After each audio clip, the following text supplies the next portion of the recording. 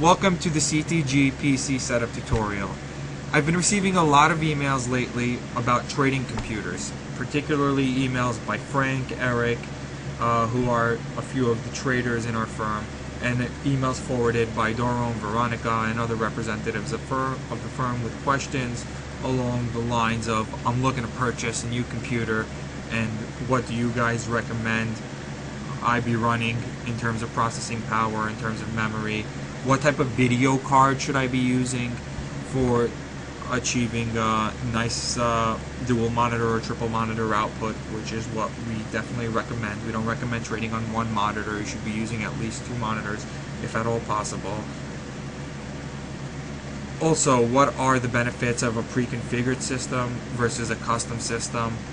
And also, what type of other hardware we recommend, like the monitor size and speed, hard drive space, of course, and what kind of systems we can get on a budget here and still be able to run pretty snappy with the applications that we use on a day-to-day basis trading.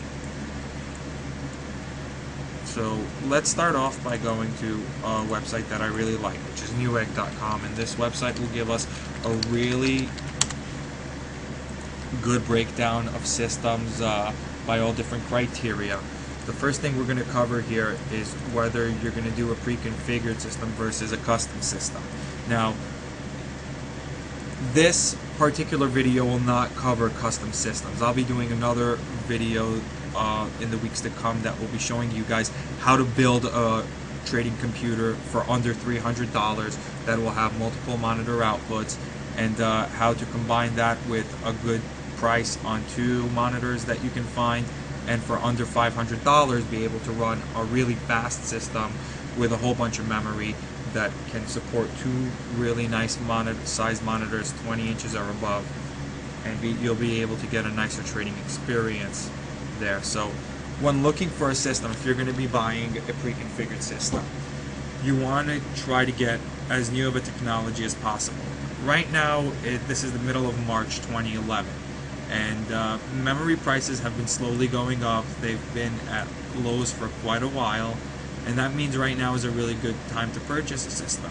As you can see, an Athlon 2 X2 system, which is one of the lower end dual core processors, which still would work relatively well in the applications that we use, can be had in a full system with Windows 7 Home Premium 64-bit included for $369. Something like this Lenovo, which makes great robust systems.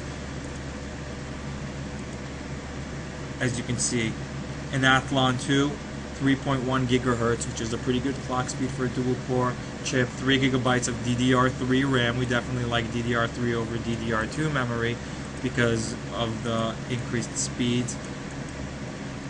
A 500 gig hard drive and an onboard video card. Now something like this would run you $369.99.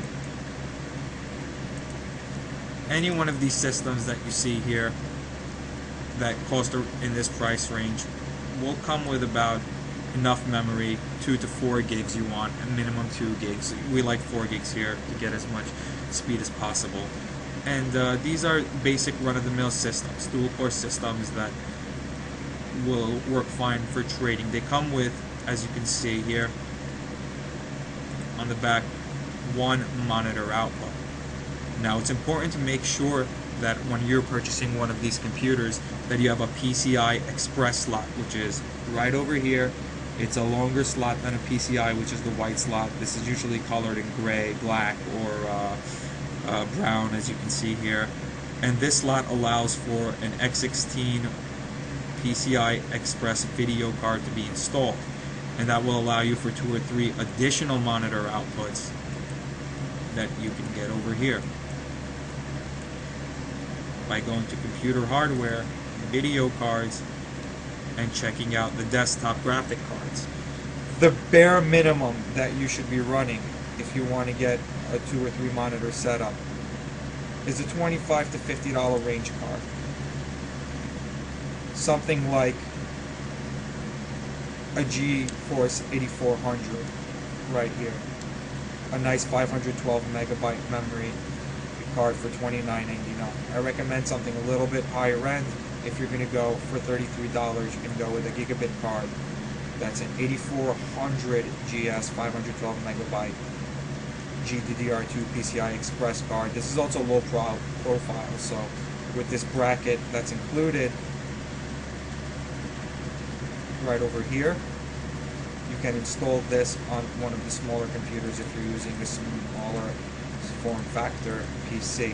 What's good about this card in particular is that it includes a DVI, an HDMI, and a VGA port. Most new standard monitors support DVI and VGA. Some of the larger ones in the 22, 24, 27 inches will support the HDMI input as well to get the HD picture and 1080p video. In terms of processors, any dual-core processor that's out now should do the trick. You may want to stay away from the lower-end processors such as the Celeron dual-core. You want to go for a Core 2 Duo or a Core i5, Core i7 system. If you're on a budget system, you want to get an Athlon 2X2, or maybe go for an AMD Phenom 2X2 or an AMD Phenom 2X4, a quad-core processor, which would give you a lot of power. Try to get, like I said, 2 to 4 gigabytes of RAM and an 8400 GS video card minimum. Now, if we're going to go back to the video cards here for a second, I want to show you the different GPUs. I recommend you stay away from the lower end 7 and 6 series old cards. You want to go for an 8 or 9 series GeForce. If you like the ATI cards, the Radeon 4000 and 5000 will do the job. Those are the minimum. The 6000 will give you extra horsepower if you need it. These are kind of the GTX, GTS cards are expensive gaming cards, so you don't really want to go into there unless you're looking to do some gaming with your system as well. I like both NVIDIA and ATI cards. Now, if you have a system already and you don't want to open it up, you don't want to install another video card, what you can do is pull up a USB VGA adapter on Newegg. And what that will do is give you a product like this, but I would avoid StarTech, IOGear, GWC. I've been doing this for a while using these particular adapters that I see on Newegg, and I prefer the Encore. They last longer, they give you better picture quality. And what this allows you to do is run a USB cable to your computer into this little device right here, giving you a DVI output to add an additional monitor without having to open your computer or install any video card. So for those of you that aren't too tech savvy and that don't want to open up your system, don't want to install that, you can go ahead and do that. And that will probably be a little bit more expensive than buying a lower end video card. However, if you have a bunch of memory, like a 3 to 4 gig system that's a dual core or a quad core, and you don't have too much experience, you may want to do this. It works, it gets the job done. And some of our traders use it here to add additional monitors. The StarTechs have mixed reviews. I like the Encore, as mentioned. For monitors, you want at least 20 inches. I recommend even higher. For $139.99 right now, you can get a 1920 by 1080 21.5 inch monitor. Now, 1920 by 1080 is a high resolution, and what that means is you'll have more real estate on the screen. Even if you get a same size screen, you might not get the same resolution. The higher resolution, the better. It's less strain on the eye, and it'll also give you a maximum amount of space for your charting and for stuff like that. What you definitely don't want to be doing is using an older system like a Pentium 4 or something along those lines. And the reason why is because if you have an older video card, you could get lag in the chart delays. You could get delays in processor and memories when trying to put in orders that will cause orders to be put in not as quickly as if you had a newer system, and you really want to minimize those type of mistakes that will cost you. Systems that can freeze up on you and those type of systems, if they're older, you shouldn't really be using them for trading. This is something you want a professional system for. Even if you're trying to save money and do it like we are here in this video for a few $100, for about $450, $500. You could get yourself a nice system. You add another $200-300 for a couple of monitors, and you get yourself some good high-resolution monitors, 20 inches or above. We recommend 24, which is what we use here in the office. Some 24 and 22 inches, even some 27-inch monitors, which I like to personally use, just because they provide the most amount of landscape for you to work with, and that's always good. Hard drive space, you guys don't really need too much space, to be honest with you.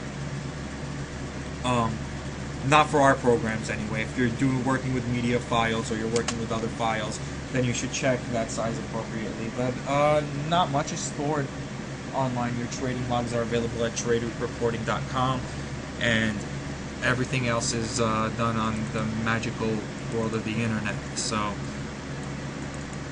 the programs only take up a few megabytes. They use more memory than they do hard drive space, so you want to try to get as much memory as you can in the system. That always allows for the most open programs working together at the same time without freezing. Now, if you're going to be doing a computer system for a budget build, you want to look at AMD systems. I like the Phenom 2s, I like the Athlon X4s. They're good chips, they're fast, and prices are pretty good. For mid-range, you can go for the Core 2 Duo or a Core 2 Quad, a Core i5, i7 system. Try to get DDR3 memory if you can. If you're going with an older Core 2 Duo and DDR2, it'll work, but the DDR3 is a little bit faster. You can get 1333 megahertz for the same price as you can get some 800 megahertz DDR2 memory. I think the DDR2 memory is even a bit more expensive now. So the last thing I want to show you guys is a great website that I like, which is cpubenchmark.net. And this website right here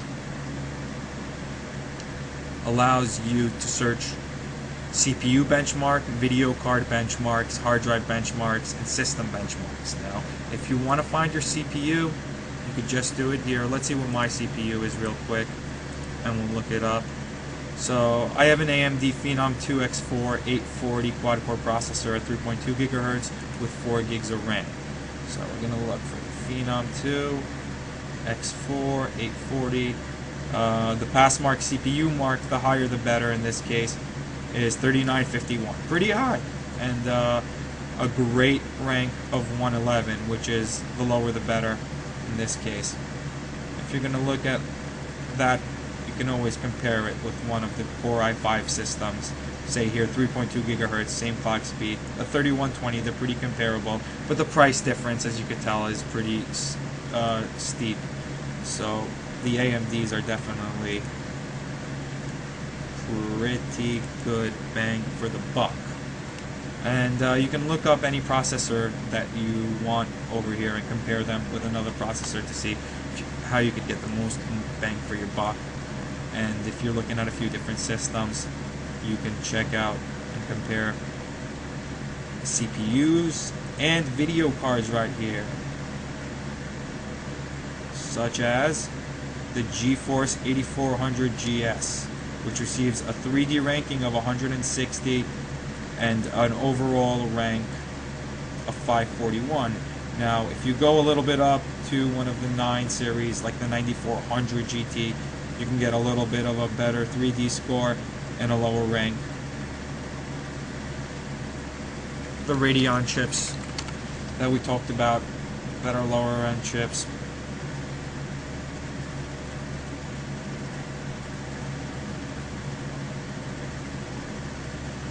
Such as the HD 4350 is a 229 3D score with 379. So as long as you're under 400 when it comes to the rank, that's fine. And as long as you stick within those criteria that we just spoke to, you should get yourself a pretty good trading computer for under $600-700, including monitors. Thank you, and feel free to contact us at the number right here, 1-800-352-1603, with any other questions you may have.